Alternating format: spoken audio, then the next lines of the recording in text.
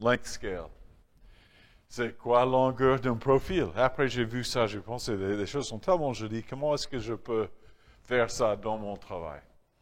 Et je pensais, voilà, c'est quoi la longueur d'un profil? Et c'est un petit peu différent parce que vu de loin, tous les profils sont lisses. Et quand on regarde tout près, on voit ce comportement comme la Côte-Bretagne. Et on commence à faire des caractérisations et on a vu qu'on n'a pas arrivé avec le même classement des surfaces qu'on a avec les caractérisations traditionnelles. C'est-à-dire, il y a autre chose là-dedans et je me suis demandé, est-ce que ça peut nous dire quelque chose sur la surface? En tout cas, je peux distinguer les choses avec une caractérisation comme ça qui n'était pas possible avec les autres choses. Et maintenant, ça va arriver, bientôt ça va arriver Mountains. Et François m'a envoyé ça. J'étais tellement content que j'ai voulu le mettre dans la présentation. Et c'est bien présenté là. Et il y a beaucoup de choses, on ne va pas discuter tous, mais on peut voir qu'il y a une grande partie de cette analyse longueur où on a une longueur relative égale 1. C'est-à-dire, si je reviens vitement sur ça, si j'utilise les pas pour estimer la longueur, quand les pas deviennent plus et plus courts, ça suit plus fidèlement le profil. Je peux aller jusqu'à l'espacement d'un échantillonnage et après ça ne va pas être plus long. Mais comme ça, régulièrement, je vois une augmentation de longueur relative. Et ça, c'est juste un petit croquis qu'on a fait pour illustration. Mais ça, c'est en réel sur un profil comme ça. Il faut rendre compte qu'on a utilisé un rapport entre l'échelle horizontale, verticale, 1 à 1. On n'a pas suivi le profil comme ça. Normalement, il faut que ça soit exagéré. Et on voit qu'il y a une grande gamme des échelles où ça sort en. C'est-à-dire, la longueur d'observation, ça suit la surface comme une surface lisse. Mais à partir d'une certaine échelle, on voit que ça commence à augmenter et on a l'augmentation importante. Mais même si on regarde cette partie-là, à bout de moment,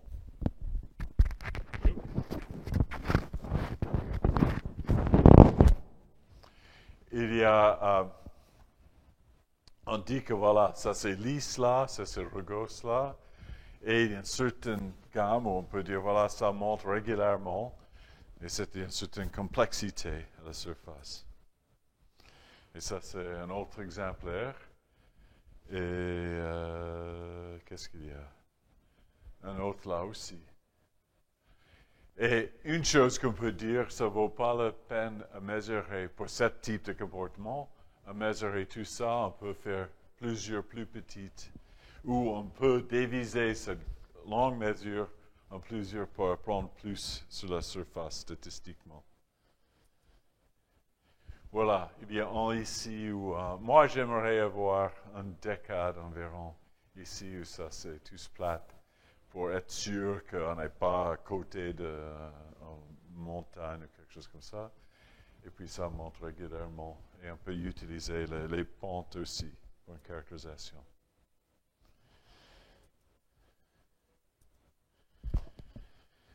Bon, il y a quelques surfaces exemplaires là qu'on a pris depuis National Physics Lab et mesuré avec confocal et on a pris des profils. Alors, il y a là le length scale analyse sur les deux surfaces, juste pour voir comment ça peut montrer la différence. Ici, ça c'est plutôt lisse, il commence à être rugosse environ la même échelle, mais il y a un qui est beaucoup plus, où la longueur monte plus vite, et ça a une longueur relative qui est plus importante que l'autre. Et on peut aussi regardez les pentes. Voilà, ça c'est un peu parallèle là. Pour la complexité c'est comment est-ce que ça devient plus long sur une certaine longueur.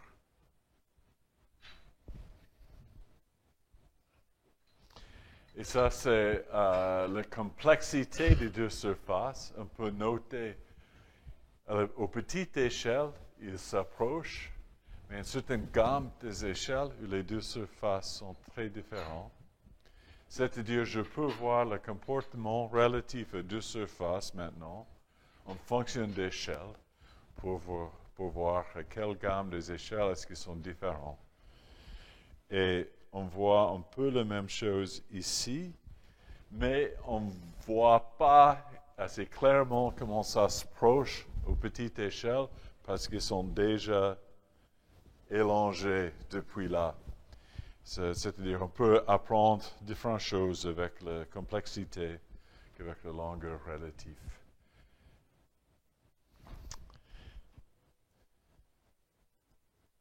Voilà, ensemble là. Voilà. Ça monte beaucoup plus vite là, et ça c'est ce qu'on voit là. Et puis après, ça diminue, et vers la fin, ils ont presque la même pente là. Si on cherche, si le comportement des deux surfaces est différent, le candidat, c'est échelle pour l'échelle de comportement, ça doit être dans ce gamme-là. Peut-être là, mais la différence est moins importante. On va faire plus de détails sur ça.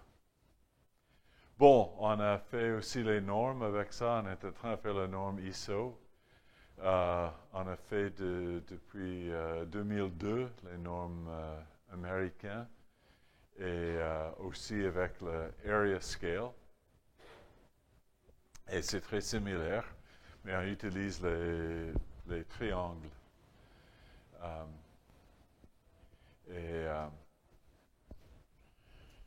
Leur surface change avec l'échelle. Ça, c'est un qu'on a fait sur le diamande. C'est un moment maintenant, mais c'est encore un bon exemplaire. Ça, c'est une série de carrelages avec les tuiles plus et plus petites. Et c'est le même genre de choses. L'échelle très large, c'est très près à 1. Et on voit une différence importante, mais ça, c'est une vraie surface. C'est 50% plus de surface, air surface à cette échelle aux plus petites échelles. C'est-à-dire, s'il y a une interaction à cette échelle, ça peut être encore 50% plus fort à cause de rugosité. Et le même genre de graphique, on a l'échelle ici, logarithmique, juste comme on a fait pour la longueur. Et ici, l'air relatif. Et c'est-à-dire, il y a plus de 50% plus aux petites échelles qu'on a eu à très large échelle. Et une certaine gamme où on voit que la pente est très régulière et puis ça change. On voit trois types de surfaces. Ici, à grande échelle, c'est lisse. À cette échelle, c'est une collection de petites pyramides sur la grande pyramide. Et là, on arrive à la face de cristaux. Et les faces de cristaux ne sont pas compliquées, elles sont très lisses. Et comme ça, on voit voilà, les cristaux, les facettes et la surface de loin. Et les échelles où ça change. Une chose aussi, si on pense des pentes et on regarde ça, on peut voir que la longueur relative et la surface relative ont un comportement avec les pentes sur la surface qui est comme 1 sur cosinus. On fait moyenne, qu'est-ce qu'on dit, lestée, pour arriver à la longueur relative, mais on peut faire une interprétation de longueur relative comme les pentes sur la surface. Et ça joue aussi avec le R et la façon de faire le carrelage. On peut voir un peu comment on fait ça. On prend plusieurs pistes sur la surface, de taille plus petite ou plus large, jusqu'à toute la plage de mesure et jusqu'à l'espacement d'échantillonnage. Et on arrive à la même chose là, comme le triangle est pentu par rapport aux moyennes.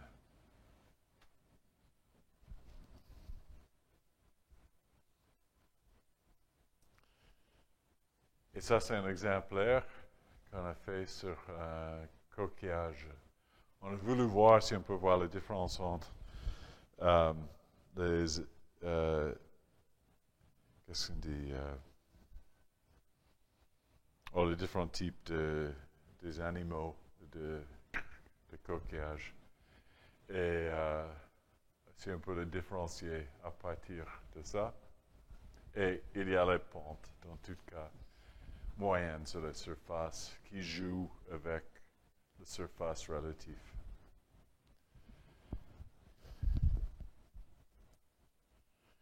Aussi, aux échelles plus larges, ça c'est une partie de Nouvelle-Angleterre, parce que Mandelbrot ou Richardson a posé des questions sur la longueur de côte de Bretagne, et moi je viens de Vermont.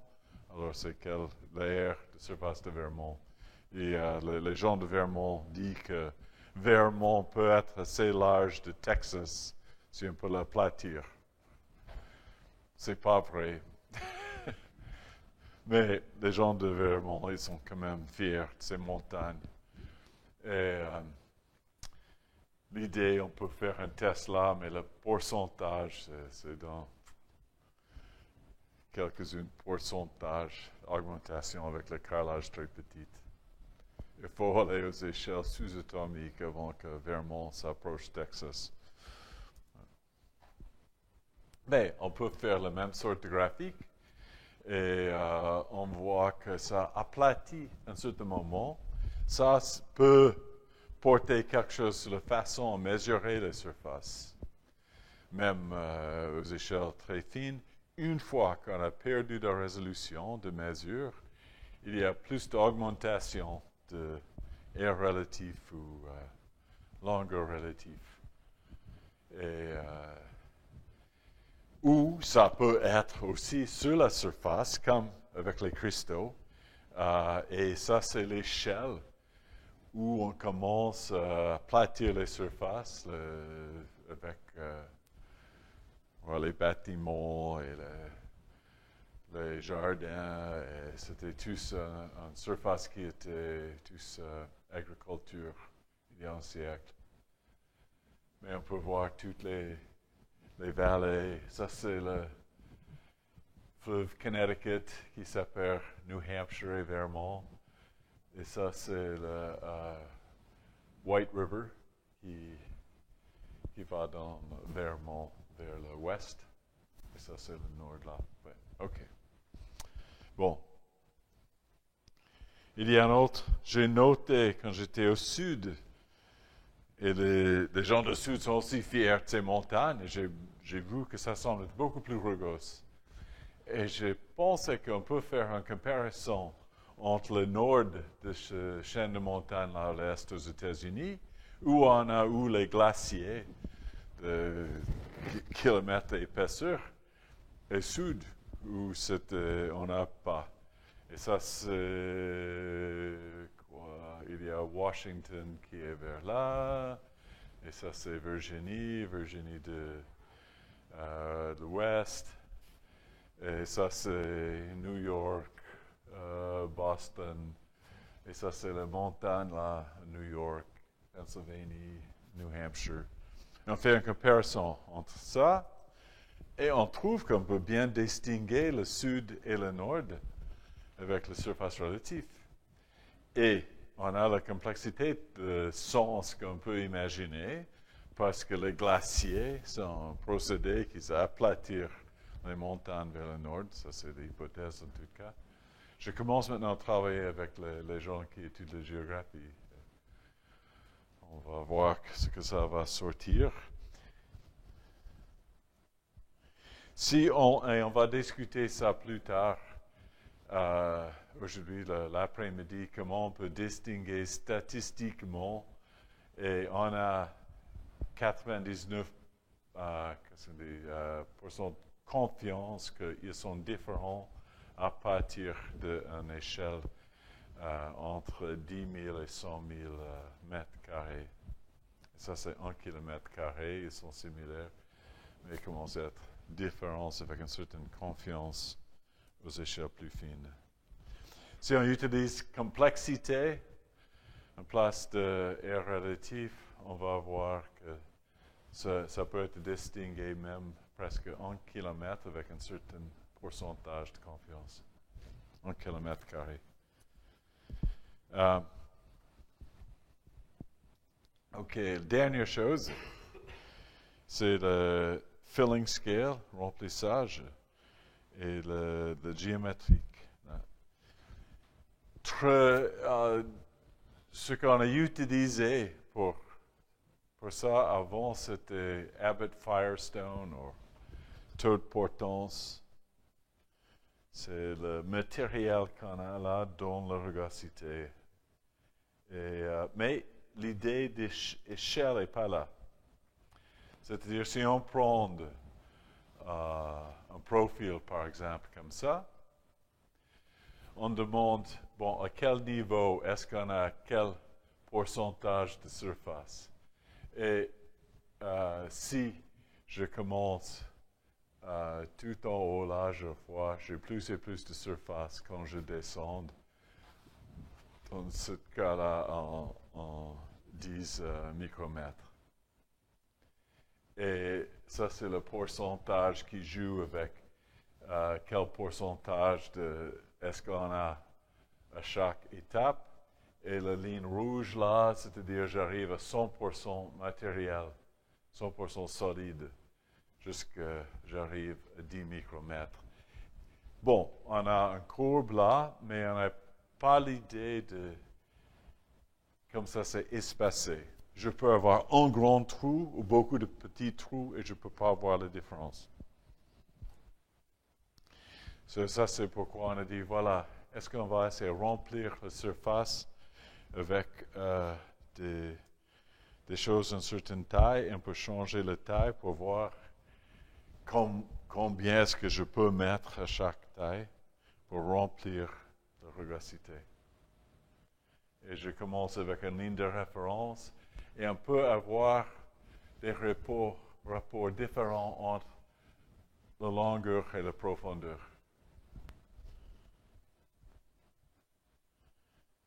Et ici, on utilise l'échelle verticale, écrivons verticale minimale, c'est-à-dire résolution dans l'ordinateur, dans la mesure, pour voir le volume comme ça.